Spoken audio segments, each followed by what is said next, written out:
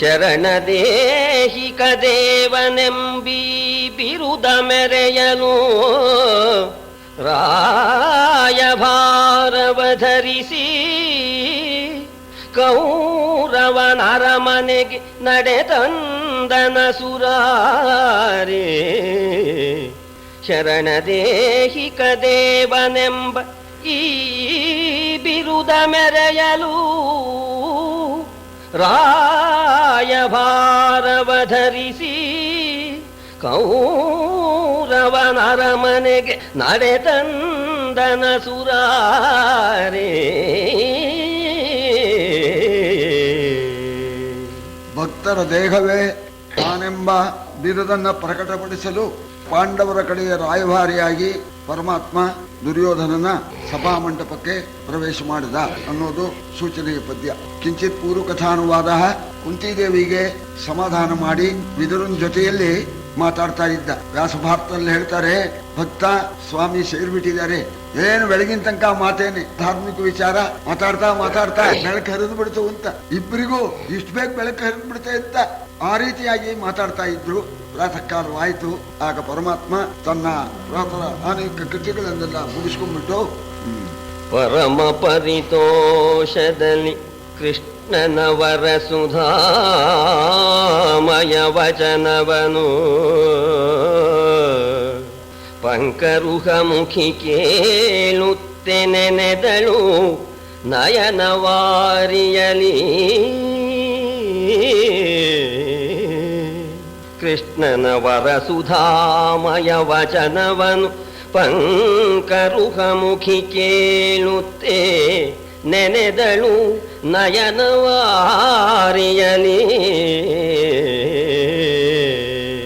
ಮುರಮಥನನ ಕುಂತಿಗೆಲ್ಲವನೊರೆದು ವಿದುರನ ಕರೆದು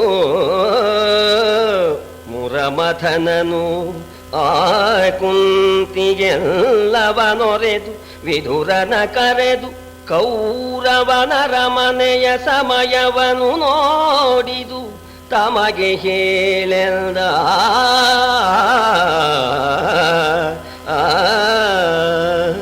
ಕುಂತಿದೇವಿ ಪರಮಾತ್ಮನ ಆ ಮಾತೆಂಬತಕ್ಕಂಥ ಅಮೃತನ ಕೇಳಿ ಆನಂದ ಪಟ್ಟಿದ್ದಾಳೆ. ಆಮೇಲೆ ಪ್ರಾತಃ ಕಾಲವಾದ ಮೇಲೆ ವಿದುರನನ್ನ ಕರೆದು, ಹೋಗಪ್ಪ ವಿದುರ, ದುರ್ಯೋಧನನ ಸಮಯ ಆಗಿದೆ, ದರ್ಬಾರಿಗೆ ನಾವು ಬರಬಹುದೇ, ವಿಚಾರಿಸ್ಕೊಂಡು ಬಾ ಅಂತ ಹೇಳೋಣ. ಆಗ ವಿದುರ ಒಂದು ಮಾತು ಹೇಳ್ತಾ ಇದ್ದ, ಪರಮಾತ್ಮ ನೀನು ಸಮರ್ಥ, ಬೇಕಾದ್ ಮಾಡಬಲ್ಲೆ, ಅದು ಕೂಡ ನಂಗೆ ಗೊತ್ತಿದೆ. ಆದರೂ ಕೂಡ ನೀನು ಕೌರವರ ಸಭೆಗೆ ಹೋಗೋದು ನ್ಯಾಯವಲ್ಲ ಅಂತ ನಂಗೆ ತೋರ್ತಾ ಇದೆ. ಯಾಕೆಂದ್ರೆ ರಾಜಾದಿರಾಜರುಗಳು ಎಲ್ಲ ಜೀವದ ಹಂಗನ್ನ ತೊರೆದು ಬಿಟ್ಟು ಸಹಾಯ ಮಾಡೋಕ್ ಬಂದಿದ್ದಾರೆ. ಉದ್ದೇಶ ಏನು ಅಂದ್ರೆ ನಿನ್ನ ಮೇಲೆ ಸೇಡ್ ತೀರ್ಸ್ಕೋಬೇಕು ಅನ್ನೋ ಉದ್ದೇಶ ಇಟ್ಕೊಂಡು ಸಮಸ್ತ ರಾಜರು ಕೌರವನ ಜೊತೆಯಲ್ಲಿ ಸೇರಿದ್ದಾರೆ. ಕೌರವನನ್ಕ ಪರಮ ಮೂರ್ಖ ಅಂಥ ಕಡೆಗೆ ನೀನು ಸಮರ್ಥ ಇರ್ಬೋದು, ಆದರೂ ನನಗೆ ನೀನು ಅತಿ ಪ್ರೀತಿ ಪಾತ್ರನಾಗಿರೋಣದ್ರಿಂದ, ನೀನು ಹೋಗೋಣದ್ರಿಂದ ಏನಾದರೂ ಅನಾಹುತವಾಗಿಬಿಡುತ್ತೋ ಏನೋ ಅಂತ ಹೇಳಿ, ಮತಂ ಮಮ ದಾಸಾರ್ಹವೀರ ತೇಷಾಂ ಮಧ್ಯೆ ಪ್ರವಿಶೇಥ ಯದಿತ್ವಂ ನತಂ ಮತಂ ಮಮ ದಾಸಾರ್ಹವೀರ. ನೀನು ಯಾದವ ಶ್ರೇಷ್ಠ, ನೀನು ಅಲ್ಲಿ ಹೋಗೋದು ನನಗೆ ಸಮ್ಮತವಿಲ್ಲ ಅಂತ ಹೇಳಿದೆ. ಆಗ ಕೃಷ್ಣನ ವಾಣಿ ನಾವು ಗಮನಿಸಬೇಕು. ನೋಡು ವಿದುರ, ನನಗೂ ಗೊತ್ತು, ರಾಜರೆಲ್ಲ ಸೇರಿದ್ದಾರೆ ಅನ್ನೋದು ಗೊತ್ತು, ಮೂರ್ಖರು ಅವರು ಅಂತೂ ಗೊತ್ತು, ನನ್ನ ಮಾತಿಗೆ ಬೆಲೆ ಬರೋದಿಲ್ಲ ಅಂತಲೂ ಕೂಡ ಗೊತ್ತು. ಆದರೆ ನಾನು ಒಂದು ಉದ್ದೇಶ ಇಟ್ಕೊಂಡು ಬರ್ತಾ ಇದ್ದೇನೆ. ಧರ್ಮ ಕಾರ್ಯಂ ಯತನ್ ಶಕ್ತ್ಯ ನೋಚೇತ್ ಪ್ರಾಪ್ನೋತಿ ಮಾನವ ಪ್ರಾಪ್ತೋ ಭವತಿ ತತ್ ಪುಣ್ಯಂ ಅತ್ರ ಮೇ ನಾಸ್ತಿ ಸಂಶಯ. ಧರ್ಮ ಕಾರ್ಯವನ್ನು ಮಾಡೋದಕ್ಕೆ ಮನುಷ್ಯ ಪ್ರಯತ್ನ ಪಡಬೇಕು, ತನ್ನ ಕೈ ಆದಷ್ಟು ಪ್ರಯತ್ನ ಪಡಬೇಕು, ಧರ್ಮ ಕಾರ್ಯ ಮಾಡಬೇಕು, ಪುಣ್ಯ ಸಂಪಾದಿಸಬೇಕು ಅಂತ. ಒಂದು ವೇಳೆ ನಚೇತ್ ಪ್ರಾಪ್ನೋತಿ ಮಾನವ, ಆ ಕಾರ್ಯವನ್ನ ಮುಗಿಸೋದಕ್ಕಾಗದೆ ಹೋಗ್ಬೋದು, ಏನೋ ಅವನೇ ಹೋಗ್ಬಿಡ್ಬೋದು, ಕಾರ್ಯ ನೆರವೇರದೇ ಇರಬಹುದು. ಕಾರ್ಯ ನೆರವೇರದೇ ಇದ್ರೂ ಕೂಡ ಕಾರ್ಯವನ್ನ ಮಾಡಿದರೆ ಯಾವ ಪುಣ್ಯ ಉಂಟಾಗತ್ತೋ ಆ ಪುಣ್ಯ ಫಲವನ್ನ ಪಡೆತಾನೆ. ಆದ್ರಿಂದ ಮನುಷ್ಯನಾಗಿರ್ತಕ್ಕವನು ಧರ್ಮ ಕಾರ್ಯ ಮಾಡ್ತೇನೆ, ಪುಣ್ಯ ಕಾರ್ಯ ಮಾಡ್ತೇನೆ ಅಂತ ಹೇಳ್ತಾನಾರು ಇರ್ಬೇಕು. ಹೇಳಿದ್ರು ಎಷ್ಟೋ ಪುಣ್ಯ ಬರುತ್ತೆ. ಅಹಂ ಕಾಶೀಂ ಗಮಿಷ್ಯಾಮಿ ತತ್ತೈವ ನಿವಸಾಮ್ಯಹಂ ಇತಿ ಬ್ರುವಾಣ ಸತತಂ ಕಾಶೀವಾಸ ಫಲಂ ಲಭೇತ್ ಅಂತ ಹೇಳ್ತಾರೆ. ನಾ ಕಾಶಿಗೆ ಹೋಗ್ತೇನೆ, ಯಾತ್ರೆ ಮಾಡ್ಕೊಂಡು ಬರಲ್ಲ, ನಾನು ಕಾಯಂ ಅಲ್ಲೇ ಇದ್ದು ಬಿಡ್ತೇನೆ ಅಂತ ಹೇಳ್ತಾನೆ ಇದ್ದಾನೆ. ಹೋಗೋದು ಬೇಡ. ಈ ರೀತಿ ಹೇಳ್ತಕ್ಕಂತಹ ಮನುಷ್ಯ ಕಾಶಿಯಲ್ಲಿ ವಾಸ ಮಾಡಿದವರಿಗೆ ಯಾವ ಪುಣ್ಯ ಉಂಟಾಗುತ್ತೋ ಅಂತಹ ಪುಣ್ಯ ಉಂಟಾಗತ್ತೆ ಅಂತ. ಆದ್ರಿಂದ ಧರ್ಮ ಕಾರ್ಯ ಇದು. ಈ ಕಾರ್ಯ ಸಾಮಾನ್ಯವಾದ್ದಲ್ಲ. ಸಮಸ್ತರಾದರೂ ಸೇರಿದ್ದಾರೆ. ವಿಶ್ವವೇ ನಾಶವಾಗ್ತಕ್ಕಂತಹ ಸಂದರ್ಭ. ಎಷ್ಟು ಜನ ಗೋಳಾಡ್ತಾರೆ, ಎಷ್ಟು ಸಂಸಾರ ಹಾಳಾಗೋಗುತ್ತೆ. ನಾನು ಪ್ರಯತ್ನ ಪೂರ್ವಕವಾಗಿ ಸಂಧಾನ ಮಾಡಿ ಇದನ್ನ ತಪ್ಪಿಸಿದ್ರೆ ಎಷ್ಟು ಪುಣ್ಯ ಬರುತ್ತೆ. ಅದರಿಂದ ಸತತ ಪ್ರಯತ್ನ ಮಾಡ್ತೇನೆ. ಒಂದ್ ಪಕ್ಷ ನಡೀಲಿಲ್ಲ, ಹೋಗಲಿ, ಆ ಪುಣ್ಯ ಬಂತೋ ಇಲ್ವೋ ನಂಗೆ. ಇದು ಈ ಧರ್ಮ ಕಾರ್ಯ ವಿಷಯದಲ್ಲಿ ಇದೇನೆ. ಮನಸ ಚಿಂತೆಯನ್ ಪಾಪಂ ಕರ್ಮಣ ನಾತಿರೋಚಯನ್ನು ನ ಪ್ರಾಪ್ನೋತಿ ಫಲಂತಸ್ಯ ಇತ್ಯೇವಂ ಧರ್ಮವಿದೋ ವಿದುಹು. ಪಾಪ ಕಾರ್ಯ ಮನಸ್ಸಿನಲ್ಲಿ ಯೋಚನೆ ಮಾಡ್ತಾನೆ, ಸರಿ ನಡೆಯೋದೇ ಇಲ್ಲ. ಮನಸ್ಸಿನಲ್ಲೇನೆ ಮಾಡ್ದ, ಹೊಡೆದು ಬಿಡ್ತೀನಿ, ಕಡಿದು ಬಿಡ್ತೀನಿ, ಅವನ ಮನೆಯದನ್ನೆಲ್ಲ ಸುಲಿಗೆ ಮಾಡಿಬಿಡ್ತೀನಿ ಅಂತ. ಕೃತಿಯಲ್ಲಿ ಮಾಡಲಿಲ್ಲ. ಹಾಗೆ ಮನಸ್ಸಿನಲ್ಲಿ ಯೋಚನೆ ಮಾಡಿದರೂ ಕೃತಿಯಲ್ಲಿ ಪಾಪ ಕಾರ್ಯವನ್ನು ನಡೆಸದೇ ಇದ್ರೆ, ಪಾಪ ಕಾರ್ಯ ಮಾಡಿದರೆ ಯಾವ ಪಾಪ ಉಂಟಾಗುತ್ತೋ ಅಂತಹ ಪಾಪ ಅವನಿಗೆ ಬರೋದಿಲ್ಲ. ನೋಡಿ ಎಷ್ಟು ಸುಲಭವಾಗಿದೆ. ಅದಕ್ಕೆ ಹೇಳ್ತಾರೆ, ಹೀಗಿದ್ರೂ ಕೂಡ ಇಂತಹ ಕಲಿಯುಗದಲ್ಲಿ ಪುಣ್ಯಸ್ಯ ಫಲಂ ಇಚ್ಛಂತಿ ಪುಣ್ಯಂ ನೇಚ್ಛಂತಿ ಮಾನವಾಹ. ಪುಣ್ಯದ ಫಲ ಸುಖ ಎಲ್ರಿಗೂ ಬೇಕು. ಆದರೆ ಪುಣ್ಯ ಮಾಡ್ತೇನೆ ಅಂತಲೂ ಯೋಚನೆ ಮಾಡೋದಿಲ್ಲ ಅಂತ. ಮಾಡ್ತೇನೆ ಅಂದ್ರೂ ಫಲ ಬಂದ್ಬಿಡುತ್ತಲ್ಲ, ಮಾಡ್ತೇನೆ ಅಂತಲೂ ಹೇಳೋದಿಲ್ಲ. ಪುಣ್ಯಂ ನೇಚ್ಛಂತಿ ಮಾನವಾಹ ನ ಪಾಪ ಫಲಮಿಚ್ಛಂತಿ. ಪಾಪ ಫಲ ದುಃಖ ಯಾರಿಗೂ ಬೇಡ. ಪಾಪಂ ಕುರುವಂತೆ ಯತ್ನತಃ. ಪಾಪ ಮಾಡಿದ್ರೆ ಫಲ ಬರೋದು, ಮಾಡ್ತಾನೆ. ಬರೀ ಯೋಚನೆ ಮಾಡಿದ್ರೆ ಬರೋದಿಲ್ವಲ್ಲ. ಪಾಪ ಕಾರ್ಯನ ಕೃತಿಯಿಂದ ನಡೆಸ್ತಾನೆ, ದುಃಖ ಬರುತ್ತೆ. ಆದ್ರೆ ದುಃಖ ಬೇಡ ಅಂತ ಇದ್ದಾನೆ. ಇದು ವಿಚಿತ್ರವಾಗಿದೆ ಅಂತ ಹೇಳಿ ಹೇಳ್ತಾರೆ. ಆದ್ರಿಂದ ನೀನು ಹೋಗೋದು ಸಮ್ಮತವಿಲ್ಲ ಅಂತಂದಾಗ ಪರಮಾತ್ಮ ಈ ರೀತಿ ಧರ್ಮ ಕಾರ್ಯವನ್ನು ಮಾಡುವುದಕ್ಕೆ ಮನುಷ್ಯ ತನುಮನ ಧನಗಳನ್ನ ಅರ್ಪಿಸ್ಬೇಕಪ್ಪ, ಅದಕ್ಕೋಸ್ಕರ ಹೋಗ್ತಾ ಇದ್ದೇನೆ. ವಿದುರ, ನನ್ನ ಯೋಗ್ಯತೆ ಗೊತ್ತಿದೆಯೋ ಇಲ್ವೋ, ನನ್ನ ಮುಂದೆ ಯಾರು ತಾನೇ ನಿಲ್ತಾರೆ, ನನ್ನ ಸಾಮರ್ಥ್ಯ ನಿಮ್ಗೆ ಗೊತ್ತಿದೆಯೋ ಇಲ್ವೋ, ಅಂತಹ ಸಂದರ್ಭ ಬಂದ್ರೆ ನಾನು ಅವ್ರ ಕೈಗೆ ಸಿಗಾಕೊಳ್ತೇನೆ, ಏನು ಯೋಚನೆ ಮಾಡಬೇಡ ಅನ್ನೋಣ, ಆಗಬಹುದು ಅಂತ ವಿದುರ ಒಪ್ಕೊಂಡಿದ್ದಾನೆ. ಹೋಗು ನೀನು ವಿದುರ, ಆತಂಗೆ ಪಾಂಡವರಾಗ ಸಮುದಯ ಬಂದನೆಂಬುದ ನೀಗಳರುಹುವುದೋ. ಆತ ಮಾಡಿದ ಗುಣದ ಬೆಳವಿಗೆಯ ತಾಗುಬಾಗಿನ ಹವಣನು ಆತನಲಾಗ ನೋಡುವೆವೆನಲು. ಕುರುಕುಲ ಸಾಗರಾಗ್ನಿಯ ಮನೆಗೆ ಬಂದನು ವಿದುರ ಹರಿ ಬೆಸಸೇ.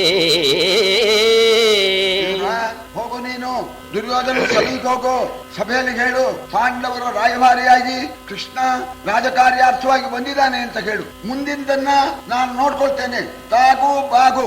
ಮುಂದೆ ಅವನು ಏನು ಮಾಡ್ತಾನೆ, ಏನು ಹೇಳ್ತಾನೆ, ತಗ್ಗಿ ನಡೀತಾನೆ, ಎದುರಿಸ್ತಾನೆ, ಏನು ಮಾಡ್ತಾನೆ ಅದನ್ನ ನಾನು ನೋಡ್ಕೊಳ್ತೀನಿ. ನೀನು ಯೋಚನೆ ಮಾಡಬೇಡ. ಸಕಲ ದೇವತೆಗಳು ಕೂಡ ನಾನು ಮುಂದೆ ನಿಲ್ಲಾರು, ನೀನು ಹೋಗು ಅಂತ ಹೇಳಿ ಪರಮಾತ್ಮ ಅಪ್ಪಣೆ ಮಾಡೋಣ. ಪರಮಾತ್ಮನ ಅಪ್ಪಣೆಯಂತೇನೆ ಕುರುಕುಲವೆಂಬ ಸಮುದ್ರಕ್ಕೆ ಸ್ವರೂಪನಾಗಿರ್ತಕ್ಕಂಥ ದುರ್ಯೋಧನ ಸಭೆಗೆ ವಿದುರ ಬಂದ. ಓಲಗದೊಳಿದ್ದಖಿಲ ಮೂರ್ಖರ ಮೌಳಿಯನು ಕಂಡು ಅವಧರಿಸು ಸಿರಿಲೋಲ ಬಿಜಯಂಗಯ್ಯಲವಸರ ಬುಂಟೆ ಹೇಳೆನಲು. ಬಂದ, ದರ್ಬಾರ್ ನಡೆಸ್ತಾ ಇದ್ದಾನೆ ಮೂರ್ಖ ಶಿರೋಮಣಿ. ಬಂದು ವಿದುರ ರಾಜಕೀಯವಾಗಿ ದುರ್ಯೋಧನಿಗೆ ನಮಸ್ಕಾರ ಮಾಡಿ ಆ ಮೂರ್ಖ ಶಿರೋಮಣಿಗೆ ಕೇಳ್ತಾ ಇದ್ದಾನೆ, ಸಿರಿಲೋಲ ಬರ್ತಾ ಇದ್ದಾನೆ, ಬರೋದಕ್ಕೆ ಅವಕಾಶ ಉಂಟೆ ಅಂತ ಕೇಳಿದ. ಇಲ್ಲಿ ಪಾಂಡವ ರಾಯಭಾರಿ ಅನ್ನೋಲ್ಲ ಅವನು, ಸಿರಿಲೋಲ ಲಕ್ಷ್ಮೀಲೋಲ, ಲಕ್ಷ್ಮೀ ದೇವಿ ಸಮೇತನಾಗಿ ಬರೋದಕ್ಕೆ ಅವಕಾಶ ಇದೆಯೇ ಅಂತ ಅನ್ನೋ ಅಭಿಪ್ರಾಯ. ಬರ್ಬಹುದೇ ಲಕ್ಷ್ಮೀ ಲೋಲ ಅಂದ್ರೆ ಕೂಡದು ಇವತ್ತು ನಾಳೆ ಕಾಣಿಸಿಕೊಂಬೆವು, ಇನ್ನೇ ನಾಳಿ ಕಾರಣ ಬರವು, ಹಗೆವರ ಪಾಲಿಸುವ ಭರ ಸಂಧಿ ಕಾರ್ಯಕ್ಕೆ ಬಾರದಿರನೆಲ್ದ. ನಾಳೆ ಹೋಗು, ಇವತ್ತು ಅವಕಾಶ ಇಲ್ಲ, ಲಕ್ಷ್ಮೀ ಪ್ರವೇಶಿಸಕ್ಕೆ ಅವಕಾಶ ಇಲ್ಲ ಅಂತ ಇವನೇ ಹೇಳಿದಂಗಾಯ್ತು. ಪಾಂಡವರಿಗೆ ಕಟ್ಕೊಟ್ಬಿಡೋಣ ರಾಜ್ಯಾನ ಅಂತ ಅಂದ್ಕೊಂಡು ಆ ಉದ್ದೇಶದಿಂದ ಬಂದಿದ್ದಾನೆ. ನಮಸ್ಕಾರ ಬರ್ಲಿ, ನಾಳೆ ಭೇಟಿ ಕೊಡ್ತೇವೆ ಅಂತ ಹೇಳೋ ಅಂತ ಅಂದಿದ್ದಲ್ದೇನೆ ಪಕ್ಕದಲ್ಲಿ ಕೂತಿದ್ದಾನೆ ಕರ್ಣ. ಆ ಕರ್ಣನ ಕೈ ಮೇಲೆ ಕೈ ಹೊಡಿತಾ ಹೇಳ್ತಾ ಇದ್ದಾನೆ ಎಲ್ಲಾ ರಾಜರನ್ನು ನೋಡ್ಕೊಂಡು, ನೋಡಿರೈ ಪಾಂಡವರು ಪಾತಕರಾಡಿದಾಟವನು ಆಡಿದೊಡೆ ಈ ನಾಡೊಳಗಹುದು ಸಲುವುದವನಿಯೊಳು ಅಧಿಕಲೇಸೆನಿಸಿ ರೂಢಿಯೊಳಗಾಚಾರವಡಗಿತು ಜೋಡೆಯಲಿ ಜನಿಸಿದರನು ಈ ಬೀಡಾಡಿ ಕೂಡಿದನು ಜೋಡೆಯಲಿ ಜನಿಸಿದರನೀ ಬೀಡಾಡಿ ಕೂಡಿದನು ಎಂದು ಹೊಯ್ದನು ರವಿಸುತನ ಕರವ. ನೋಡಿದ್ರ ಮಹಾಪಾಪಿಗಳು ಪಾಂಡವರು ಅವರು ಆಡ್ತಕ್ಕಂತ ಆಟ ನೋಡಿದ್ರ ಪಾಲ್ ಕೇಳ್ತಾ ಇದ್ದಾರೆ, ಪಾಲ್ ಕೊಡಬಹುದೇ? ಅವರು ಪಾಂಡವಿನ ಮಕ್ಕಳೇ, ಜಾರೆ ಮಕ್ಕಳಿಗೆ ಅಪ್ಪನ ಆಸ್ತಿಯಲ್ಲಿ ಹಕ್ಕೆಲ್ಲಿ ಬರುತ್ತೆ? ಕುಂತಿದೇವಿಯನ್ನ ಮಹಾತಾಯಿಯನ್ನ ಜಾರೆ ಅಂತ ಹೇಳಿ ಕರೀತಾ ಇದ್ದಾನೆ. ಪಾಪದ ಕೊಡ ತುಂಬಬೇಕಲ್ಲ, ನಾಶವಾಗ್ಬೇಕು. ಅದಕ್ಕೋಸ್ಕರ ಮಹಾತ್ಮರಾದ ಪಾಂಡವರನ್ನ ಬೈತಾ ಇದ್ದಾನೆ. ಮಹಾ ದುಷ್ಟರು ಪಾಪಿಗಳಂತವರು. ಇವನು ಸಂಪನ್ನ ಏನು ಹುಟ್ಟಿದ್ರು ಆಚಾರ ಧ್ವಂಸ. ಇವನು ಆಚಾರ ಪ್ರವೀಣ, ಇವ ಆಚಾರ ಅಡಗೋಯ್ತು. ಸರಿ, ಜಾರೆ ಮಕ್ಕಳ ಜೊತೆಗೆ ಈ ಅಲಮಾರಿ ಒಬ್ಬವನು ಬೀಡಾಡಿ, ಮನೆ ಇಲ್ಲ ಮಠ ಇಲ್ಲ, ಎಲ್ಲಾಯ್ತು ಅಲ್ಲೇ. ಸರಿ ಸೇರಿಬಿಟ್ಟಿಯ, ಸರಿ ಹೋಯ್ತು. ಕರ್ಣ ಹೇಗಿದೆ ನೋಡು ಅಂತ ಹೇಳಿ ಕರ್ಣನ ಕೈ ಮೇಲೆ ಕೈ ಹೊಡೆದು, ವಿದುರ ಹೋಗೋ, ನಾಳೆ ಬರ್ಲೋ, ನಾಳೆ ಬರ ಹೇಳೆಂದು ವಿದುರನ ಬೀಲು ಕೊಟ್ಟನು. ಬೇಗ ಭಟರಿಗೆ ವೀಲಯವ ನೀಡಿದನು, ಹರಿದುದು ರಾಯನಾಸ್ಥಾನ. ಜಾಲಿಸಿತು ತಮ ಮೂಡನಾದ್ರಿಯ ಮೇಲೆ ತಲೆದೋರಿದನು ರವಿ. ಭೂಪಾಲ ಕೌರವನು ಒಂದಿನೊಡ್ಡೋಲಗವ ರಚಿಸಿದನು. ನಾಳೆ ಬರ್ಲಿ ಅಂತ ವಿದುರನ್ ಕಳಿಸಿದ. ಇವತ್ ಸಭೆ ಬರ್ಖಾಸ್ತಾಯ್ತು ಅಂತ ಹೇಳ್ದ. ಎಲ್ಲ ನಾಳೆ ಬರಬೇಕು, ಒಳ್ಳೆ ಶಿಸ್ತಿಂದ ಸಭೆ ಇರಬೇಕು. ಪಾಂಡವರ ರಾಯಭಾರಿ ನಮ್ಮ ಸಭೆ ನೋಡ್ಕೊಂಡು ನಡಿಗ್ಬಿಟ್ಟು ಏನ್ ಬಂದಿದ್ರು ಅಂದ್ರೆ ಏನು ಇಲ್ಲ ಅಂತ ಕೈ ಮುಗಿದು ಹೋಗ್ಬಿಡ್ಬೇಕು. ಆ ರೀತಿಯಾಗಿ ಸಭೆ ರಚನೆ ಆಗ್ಬೇಕು ಅಂತ ಹೇಳಿ ಹೀಗೆ ಆಗ್ಬೇಕು ಅಂತ ಗೂಢಚಾರರನ್ನೆಲ್ಲ ಕರೆದು ಅವರಿಗೆಲ್ಲ ವೀಳ್ಯ ಕೊಟ್ಟು ಎಲ್ಲ ರಾಜರನ್ನು, ನಮ್ಮ ಸಾಮಂತ ರಾಜರನ್ನು ನಾಳೆ ಬರೋ ಕೇಳು ಅಂತ ಹೇಳಿ ಎಲ್ಲ ಹೇಳಿದ್ದಾನೆ. ಆ ದಿವಸ ಸಭೆ ಮುಗಿಯಿತು, ರಾತ್ರಿ ಕಳೆಯುವಂತಹದ್ದಾಯ್ತು. ಮಾರನೇ ದಿವಸ ಭಗವಂತ ಸೂರ್ಯದೇವ ಪೂರ್ವ ದಿಕ್ಕಿನಲ್ಲಿ ಒಡ್ಡೋಲಗವನ್ನ ರಚಿಸಿದ್ದಾನೆ. ದುರ್ಯೋಧನ ಟಿವಿಯಿಂದ ರಾಜಸಭೆಯನ್ನ ರಚನೆ ಮಾಡಿದ. ಇಲ್ಲಿ ನಮ್ಮ ಕುಮಾರವ್ಯಾಸ ಬಹಳ ಚೆನ್ನಾಗಿ ಹೇಳ್ತಾ ಇದ್ದಾನೆ. ಹಾವು ಹಳವಿಗೆಯಾದ ರಾಯನು, ಇವನು ಬಾವುಟ ಹಾವು, ಮನ್ನಗಧ್ವಜ ಇವನು. ಅವ ಯಾರು? ಅವನು ಗರುಡ ಧ್ವಜ. ನಾಗಾಂತಕೋ ವಿಷ್ಣುರಥ ಅಂತ ನಾಗಾಂತಕ ಅವನ ಬಾವುಟ. ಹಾವು ಇವನು ಬಾವುಟವಾದ್ರೆ ಅವನ್ ತಿನ್ನೋನು ಅವನ್ ಬಾವುಟ. ಅವನ ಮುಂದೆ ಇವನ್ ಟಿವಿ ತೋರಿಸ್ತಾನಂತೆ ಅಂತ ಅದನ್ನು ಹೇಳ್ಕೊಂಡು ನಿಜವಾಗ್ಲೂ ಅವತ್ತಿನ ಸಭೆ ಬಹಳ ಚೆನ್ನಾಗಿ 10-15 ಪದ್ಯಗಳಿಂದ ದುರ್ಯೋಧನ ಸಭೆ, ಆ ಸಭೆಯ ಟಿವಿ ಅದನ್ನು ವರ್ಣನೆ ಮಾಡ್ತಾ ಇದ್ದಾನೆ. ಕರೆಸಿದನು ಮಣಿಮಕುಟ ಕಿರಣದ ಗರುವರನು, ಗಾಢ ಪ್ರತಾಪರ ಭರಿಸಿದನು. ತೂಕದ ಮಹಾಮಂಡಲಿಕ ಮನ್ನೆಯರ ಧುರ ವಿಜಯ ಸಿದ್ಧರನು, ಚಾಮೀಕರದ ಗದ್ದುಗೆಯ ಅಖಿಲ ಸಾಮಂತರನು, ಪೃಥ್ವೀಪಾಲರನು ನೆರಗಿದನು ಭೂಪಾಲ. ಎಲ್ಲ ಶಿಸ್ತು, ಎಲ್ಲ ಹೀಗೆ ಕೂತ್ಕೋಬೇಕು, ಕಾಲಿನ ಮೇಲೆ ಕಾಲು ಹಾಕೊಂಡು ಕೂತ್ಕೋಬೇಕು, ಮೀಸೆ ತಿರುಗ್ತಾ ಇರಬೇಕು. ಆ ಕೃಷ್ಣ ಬಂದಾಗ ಯಾರು ಹೇಳ್ಕೊಡುದು, ಅವನಿಗೆ ನಮಸ್ಕಾರ ಮಾಡ್ಕೊಡುದು, ಅವನಿಗೆ ಗೌರವ ಕೊಡ್ಕೊಡುದು ಅಂತ ಹೀಗೆಲ್ಲ ಏರ್ಪಾಟ್ ಮಾಡಿ ರತ್ನ ಖಚಿತವಾದ ಸಿಂಹಾಸನದ ಸಾಲು, ಅದರ ಮೇಲೆ ರಾಜಾದಿರಾಜರುಗಳು, ಮಹಾವೀರರುಗಳು, ಸಾಮಂತರು ಎಲ್ಲರನ್ನು ಕರೆಸಿಬಿಟ್ಟು ಹೀಗೆ ಕೂತ್ಕೋಬೇಕು ಅಂತ ಅವರನ್ನೆಲ್ಲ ಟಿವಿಯಿಂದ ಎಲ್ಲ ಕೂರಿಸಿದ್ದಾನೆ. ಸರಿ, ಒಂದ್ ಕಡೆ ಅಪ್ಪ ಇವತ್ತಿನ ಸಭೆಗೆ ನೀವು ಬರಬೇಕು ಅಂತ ಅಮ್ಮನ್ನ ಕರ್ಕೊಂಡ್ಬಂದು ತನ್ನ ಬಲಭಾಗದಲ್ಲಿ ವೃತ್ತಖಚಿತವಾದ ಸಿಂಹಾಸನದ ಮೇಲೆ ಗಾಂಧಾರಿ ಧೃತರಾಷ್ಟ್ರನ್ನು ಕೂರಿಸಿದ್ದಾನೆ. ಎಡಗಡೆಯೇ ಬೊಮ್ಮಣ್ಣ ಅಂತ ಹೇಳ್ತಾರಲ್ಲ, ಅದೊಂದು ಕಥೆ ಹೇಳ್ತಾರೆ. ಬೊಮ್ಮಣ್ಣನ ಬೇಕಲ್ಲ ನಮ್ಮ ಕರ್ಣ, ಎಡಗಡೆಗೆ ಕರ್ಣ, ಶಕುನಿ ಇವರು, ಎದುರುಗಳಿಗೆ ಮಂತ್ರಿಗಳು. ಸರಿ, ಈ ಪ್ರಕಾರವಾಗಿ ಆ ಆಸ್ಥಾನದಲ್ಲೇ ಸಮಸ್ತರು ಇದ್ರು ಅಂತ ಆ ಆನೆ ಪಳಗಿಸೋದು ಸಾಮಾನ್ಯರಲ್ಲ, ಅಂತ ಆನೆ ಮಾವತಿಗರು ಇದ್ರು ಅಂತ ಇಲ್ಲಿ ವರ್ಣನೆ ಮಾಡ್ತಾ ಇದ್ದಾನೆ. ಐರಾವತವನ್ನ ಕಿವಿ ಹಿಡಿದು ಎಳ್ಕೊಂಡು ಬರ್ತಕ್ಕಂತಹ ಸಾಮರ್ಥ್ಯವುಳ್ಳವರಂತ ಅವರು ಅನಿಮಾವತಿಗಳು. ಈ ಕುದುರೆ ಸವಾರರು ಕುದುರೆ ವಿದ್ಯೆಯಲ್ಲಿ ನಳ, ರೇವಂತ, ಶಾಲಿಹೋತ್ರ, ನಹುಷ ಇವರು ಪ್ರಸಿದ್ಧರು. ಅವರಿಗಿಂತ ಪ್ಲಾನ್ನವರು ಈ ಕುದುರೆ ಸವಾರರು ಇವರೆಲ್ಲ ಇದ್ರು. ಆಮೇಲೆ ಕವಿಗಳು, ಆ ಕವಿಗಳು ಅಂತಂದ್ರೆ ಆಶು ಕವಿಗಳು. ಆ ಕೂಡಲೇ ಮಹಾರಾಜನಿಗೆ ಸಂತೋಷ ಪಡಿಸ್ಬೇಕು, ಆ ಕವಿತೆಯಲ್ಲಿ ಮಾಧುರ್ಯ ಇರ್ಬೇಕು. ಅಂತ ಕವಿಗಳು ಕವಿತೆ ನಡೀಲಿ ಅಂದ್ಕೊಳ್ಳೇನೆ ತಲೆ ಸಮಸ್ಯದನಂತ ಪದ್ಯವಗಳಿಲನನ್ವಯಿಸುವ ಸುಕಾಂತಿಯ ಲಲಿತ ಮಧುರ ಸಮಾಧಿ ಸುಕುಮಾರಾದಿ ರಚನೆಯಲ್ಲಿ ಹಲವುಪಮೆ ಉತ್ಪ್ರೇಕ್ಷ್ಯ ರೂಪಕ ಸುಲಲಿತಾಲಂಕೃತಿ ಚಮತ್ಕೃತಿಗಳ ಚತುರ್ಭಾಷಾ ವಿಶಾರದ ಕವಿಗಳೊಪ್ಪಿದರು. ಮಧುರವಾಗಿರ್ಬೇಕು, ಕಠೋರವಾಗಿ ಕವಿತೆ ಮಾಡೋಕ್ಕೂ ಬರಬೇಕು, ಒಳ್ಳೆ ಮಾಧುರ್ಯದಿಂದ. ಅದಕ್ಕೆ ಹೇಳ್ತಾರೆ ವೈದರ್ಭಿ ರೀತಿ ಅಂತ.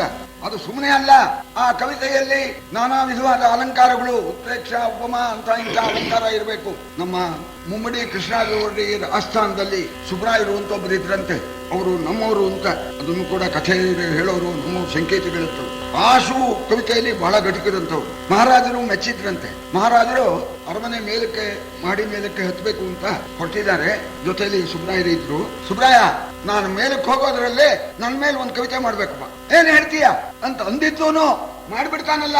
ಸುಬ್ರಾಯನ್ನ ಸೋಲಿಸಿಬಿಡ್ಬೇಕು ಅಂತ ಬಡ ಬಡ ಬಡ ಬಡ ಒಂದೊಂದು ಮೆಟ್ಲು ಜಂಪ್ ಮಾಡ್ಕೊಂಡು ಮಹಾರಾಜರು ಹೋಗ್ತಾ ಇದ್ದಾರೆ. ಇವರು ಮಹಾರಾಜನ ಜೊತೆನೂ ಹೋಗ್ಬೇಕು, ಕವಿತೆನೂ ಮಾಡ್ಬೇಕು. ಕೃಷ್ಣರಾಜ ಮಹಾರಾಜ ಗಾಯಂತಿ ತವ ಪೌರುಷಂ ಅಂತ ಹೇಳ್ತಾ ಹೋಗ್ತಾ ಇದ್ದಾರೆ. ಅಷ್ಟೊತ್ತಿಗೆ ಕೊನೆ ಮೆಟ್ಲಿಗೆ ಹೋಗ್ಬಿಟ್ರು ಮಹಾರಾಜರು. ಇನ್ನೊಂದು ಇದಕ್ಕೆ ಅರ್ಧ ಆಯ್ತು, ಇನ್ನು ಅರ್ಧ ಹೇಳ್ಬೇಕು ಅಂತ ಯೋಚನೆ ಮಾಡೋ ಹೊತ್ತಿಗೆ ಮಹಾರಾಜರು ತಿರುಗಿ ಆಯ್ತು, ಅರ್ಧನೇ ಆಯ್ತು ಅಂತ ಹೀಗೆ ಅನ್ನೋದರಲ್ಲೇ ಸುಬ್ರಾಯರ ಪೂರ್ತಿ ಅಂತದ್ದು ವಿದ್ಯಾಧರೋಪ್ಸರೋ ಯಕ್ಷ ರಕ್ಷೋ ಗಂಧರ್ವ ಕಿನ್ನರಾಹ ಅಮರ ಸೇರಿಸಿಬಿಟ್ರು. ಇದು ನೋಡಿ ಸ್ವಾರಸ್ಯ ಏನು ಅಂದ್ರೆ, ಕೃಷ್ಣರಾಜ ಮಹಾರಾಜ ಗಾಯಂತಿ ತವ ಪೌರುಷಂ.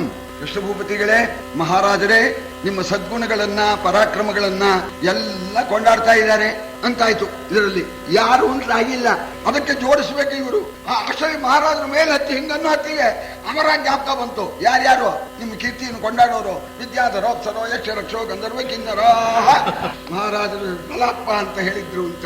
ಇಂಥ ಕವಿಗಳೆಲ್ಲ ಅವನ ಆಸ್ಥಾನದಲ್ಲಿದ್ರು. ವೀರ ಭಟರುಗಳಿದ್ರು, ಮಂತ್ರಿಗಳಿದ್ರಂತೆ. ಸಾಮಾನ್ಯ ಮಂತ್ರಿಗಳೆಲ್ಲ, ಅವರು ನೂಲಿನ ಎಳೆಯಲ್ಲಿ ರಾಜಕಾರ್ಯವನ್ನು ಸಾಧಿಸ್ತಕ್ಕಂಥ ಮಂತ್ರಿಗಳಿದ್ರಂತೆ. ಇನ್ನು ಆಮೇಲೆ ಇನ್ನು ಕ್ಲಾರ್ಕುಗಳು, ಬರವಣಿಗೆಗಾರರಿದ್ರಂತೆ. ಆ ಬರವಣಿಗೆಗಾರರು ಎಂಥ ಬರವಣಿಗೆ ಅಂತ, ಕಾರ್ಯ ಆಗೋವರೆಗೂ ಆ ಬರವಣಿಗೆ, ಆ ಕಾರ್ಯ ಆದ್ಮೇಲೆ ಆ ಬರವಣಿಗೆಗೆ ಅರ್ಥವೇ ಇಲ್ಲ, ಅಂತ ಬರವಣಿಗೆಗಾರರೆಲ್ಲ ಇದ್ರು ಅಂತ ಈ ರೀತಿ ಆ ಟಿವಿಯಿಂದ ವರ್ಣನೆ ಮಾಡ್ತಾರೆ. ನಮ್ಗೆ ಅವಕಾಶ ಇಲ್ಲ. ಸರಿ, ಒಂದ್ಸಲ ನೋಡಿದ್ನಂತೆ, ಹೀಗೆ ಸಭೆ ಶಿಸ್ತಾಗಿ ಕೂತ್ಕೊಂಡಿತ್ತು. ಒಂದ್ಸಲ ನೋಡಿದ್ನಂತೆ, ನೋಡಿ ಚೌಕು ಕುಮಾರವ್ಯಾಸಂದು ಹೀಗೆ ತಿರುಗಿ ನೋಡಿದ ಮಾತ್ರಕ್ಕೇನೆ ಮುರಿದು ನೋಡಿದರೆ ಅಖಿಲ ರಾಯರು ಶಿರವ ಬಾಗಲು ಲಾಳ ಮಾಳವ ತುರುಕ ಕೊಂಕಣ ಗೌಳ ಗೂರ್ಜರ ವಂಗ ಗಂಭೀರ ವರತ್ರಿಗರ್ತರು ನೆರೆದು ಜೀಯನುತಿರಲು ಕೋಮಲಿಕೆಯರು ಸಿತ ಚಾಮರವ ಚಿಮ್ಮಲು ಭೂಪ ಮೆರೆದನು ಸಿಂಹ ಪೀಠದಲ್ಲಿ. ನೋಡಿದ ಸಮಸ್ತ ರಾಜರು ತಲೆ ಬಾಗಿಸಿಬಿಟ್ಟಂತೆ. ಯಾರ್ಯಾರು? ಅಂಗ ವಂಗ ಕಳಿಂಗ ಕಾಂಬೋಜು ಕಾಶ್ಮೀರೋ ಈ ರಾಜಾದಿರಾಜರುಗಳೆಲ್ಲ ತಲೆ ಬಾಗಿಸ್ತಾ ಇದ್ದಾರಂತೆ, ಮೀಸೆ ಉರಿ ಮಾಡ್ತಾ ಇದ್ದಾರಂತೆ. ಆ ಭಟ್ಟಂಗಿಗಳು ದೀರ್ಘಾಯುರಸ್ತು ಮಹಾಪ್ರಭು ಹೊಗಳೋದಕ್ಕೆ ಪ್ರಾರಂಭ. ಬಿರಿದೆಂತಂಬರ ಗಂಡು ಅಂತ ಹೊಗಳ್ತಾರಲ್ಲ, ಹಾಗವರು ಹೊಗಳ್ತಾ ಇದ್ದಾರೆ. ಅಕ್ಕಪಕ್ಕದಲ್ಲಿ ಸುಂದರ ಸ್ತ್ರೀಯರು ಚಾಮರದಿಂದ ಗಾಳಿ ಬೀಸ್ತಾ ಇದ್ದಾರಂತೆ. ದುರ್ಯೋಧನ ರಕ್ತಖಚಿತವಾದ ಸಿಂಹಾಸನದಲ್ಲಿ ಮಧ್ಯದಲ್ಲಿ ಕೂತ್ಕೊಂಡಿದ್ದಾನೆ.